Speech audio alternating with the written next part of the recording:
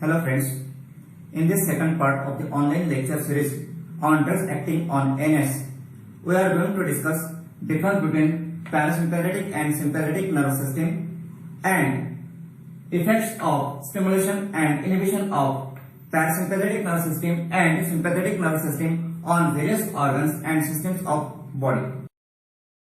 Friends, human nervous system is divided into two parts, CNS, that is central nervous system, and PNS, that is peripheral nervous system. The peripheral nervous system is again divided into two parts, that is somatic nervous system, which is voluntary, and ANS, that is autonomic nervous system, which is involuntary. The autonomic nervous system is composed of two divisions, that is parasympathetic division, which is cholinergic, and sympathetic division, which is adrenergic.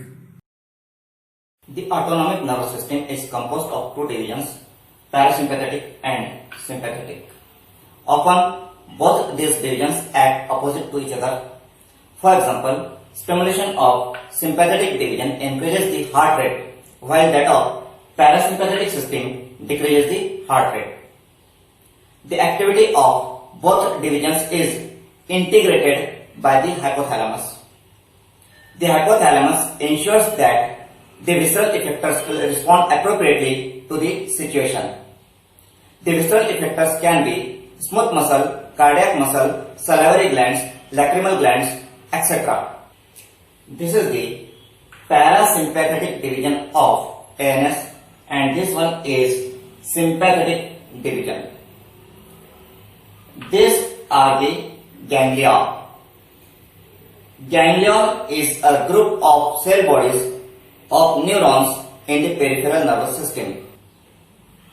These are the preganglionic neurons and these are postganglionic neurons. The preganglionic neuron is from the CNS to the ganglion, and the postganglionic neuron is from the ganglion to the visceral effector.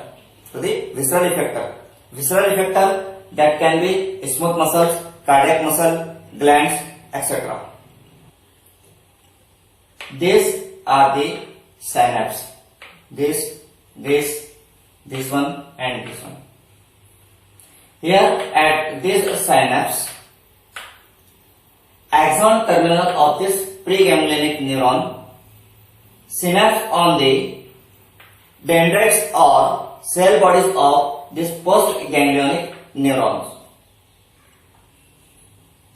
Here at this synapse, acetylcholine is the neurotransmitter which acts on nicotinic receptors on the postganglionic nerves. These are the neuroeffector synapses or neuroeffector junctions. The neuroeffector junction is between the postganglionic neuron and the effector. The other name for the parasympathetic division is Craniosacral division. The cell bodies of these preganglionic neurons are in the brainstem and the sacral segments of the spinal cord. The ganglia in the parasympathetic system are near or within the effector cells. Generally, preganglionic parasympathetic fibers make contact with only one postganglionic fiber. Acetylcholine (ACH) is the predominant neurotransmitter of these postganglionic parasympathetic nerves and acts on muscarinic receptors. Another name for the sympathetic division is Thoracolumbar Division. The sympathetic preganglionic neurons originate from the thoracolumbar region of the spinal cord. One preganglionic neuron of sympathetic division often synapses with many postganglionic neurons. Most of these sympathetic ganglia form the lateral chains on either side of the vertebral column. These ganglia are closer to the spinal cord and are far from the effector cells. Norepinephrine is the principal neurotransmitter of this postganglionic sympathetic nerves. Norepinephrine acts on alpha or beta adrenergic receptors. Here at cells of adrenal medulla, acetylcholine is the neurotransmitter. Here acetylcholine acts on nicotinic receptors to cause release of the epinephrine and norepinephrine into the circulation. Epinephrine release is 80% and norepinephrine is 20%. This postganglionic neuron of sweat glands release acetylcholine for the activation of muscarinic receptors in the sweat glands. Acetylcholine serves as a neurotransmitter at both parasympathetic and sympathetic preganglionic nerve endings, postganglionic nerve fibers in the parasympathetic division, and some postganglionic fibers like at the sweat glands in the sympathetic division of the autonomic nervous system. The major differences between the parasympathetic division and sympathetic division of ANS are: first, origin. The origin of parasympathetic division is craniosacral.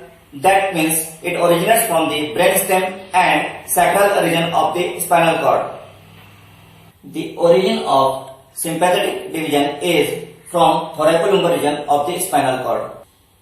The ganglia in the parasympathetic system is closer to the visceral effector and far from the spinal cord. The ganglia in the sympathetic division are closer to the spinal cord and away from the visceral effectors. The preganglionic neuron in the parasympathetic system is long and the postganglionic neuron is short.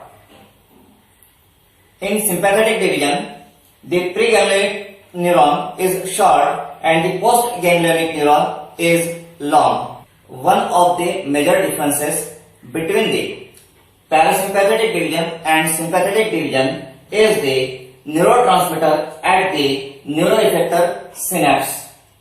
In case of parasympathetic division, it is the acetylcholine which acts on muscarinic receptors, whereas it is the norepinephrine in sympathetic division which acts on alpha or beta adrenergic receptors. In parasympathetic division, most of the time preganglionic neuron synapse with only one postganglionic neuron, whereas in sympathetic division, most of the time the one preganglionic neuron synapse with many postganglionic neurons. The parasympathetic system works to maintain homeostasis, whereas the sympathetic system gives fight or flight response. So these were the some of the differences between the sympathetic and parasympathetic divisions of the ANS. Responses of major organs to stimulation of sympathetic and parasympathetic division of ANS. The sympathetic division is dominant in stressful situations which include anger, fear or anxiety as well as exercise. The sympathetic nervous system activates the fight or flight response. The parasympathetic division dominates in relaxed situations to promote normal functioning of several organ systems. Sometimes it is called as rest and digest system. It conserves energy. Let's compare the effect of sympathetic stimulation and parasympathetic stimulation on heart and arteries. The sympathetic stimulation causes dilation of coronary artery. It increases the heart rate, that is positive chronotropic effect. It increases force of contraction of the heart muscle, that is positive inotropic effect. On the arteries, it causes constriction of the arteries. The responses of heart and arteries to the parasympathetic stimulation are exactly opposite to that of the sympathetic stimulation. The parasympathetic stimulation causes the constriction of coronary artery, reduces the heart rate, that is negative chronotropic effect. It reduces contraction and conduction in the heart, and on the artery it dilates arteries. Effects on lungs. Sympathetic stimulation dilate tracheal and bronchial passageways. Parasympathetic stimulation constrict tracheal and bronchial passageways. It also increases bronchial secretions. Effects on liver. Sympathetic stimulation increases glycogen breakdown and increases glucose synthesis and release. Parasympathetic stimulation have exactly opposite effect. It increases glycogen storage and it causes glycogen synthesis. Sympathetic stimulation causes vasoconstriction in GI tract. It inhibits peristalsis and secretions, and it constricts sphincters in GI tract. Effects of parasympathetic stimulation on GI tract. It causes peristalsis in GI tract. It causes secretion in GI tract, and it dilates sphincters in GI tract. Now, effect of sympathetic stimulation on gallbladder. It causes relaxation of gallbladder, and parasympathetic stimulation causes contraction of the gallbladder. Sympathetic stimulation causes constriction in kidney, leading to decreased urine production. Parasympathetic stimulation causes dilation in the kidney. Effect on urinary bladder. Sympathetic stimulation decreases need to urinate. Parasympathetic stimulation increases need to urinate. Effects on eye. Sympathetic stimulation dilates pupils and allows far vision.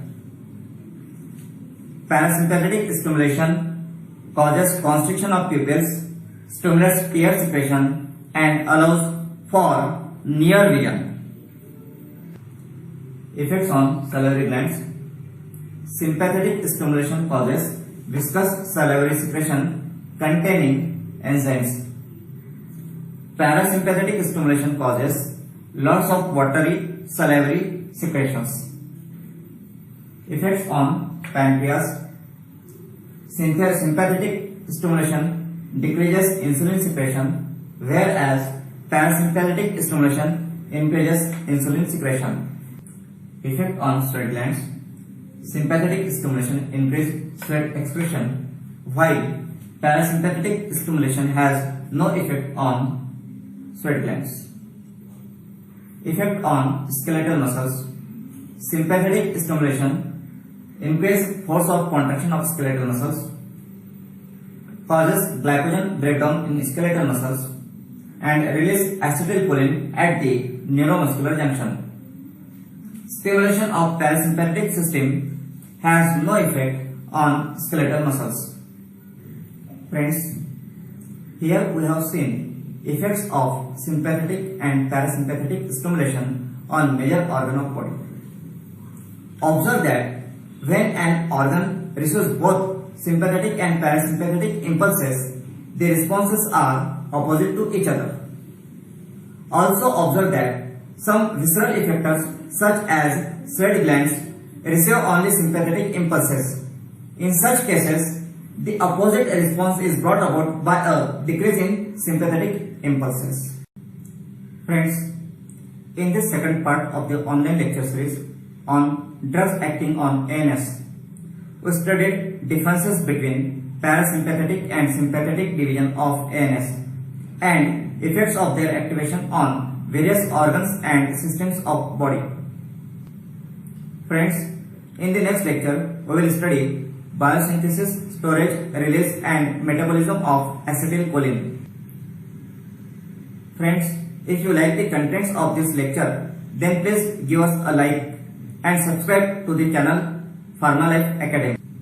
Also, pass on this video lecture to your friends so that they will also get benefited from it. Friends, thank you very much for watching this lecture. Now we will meet in the next lecture. Till then, enjoy pharmacology.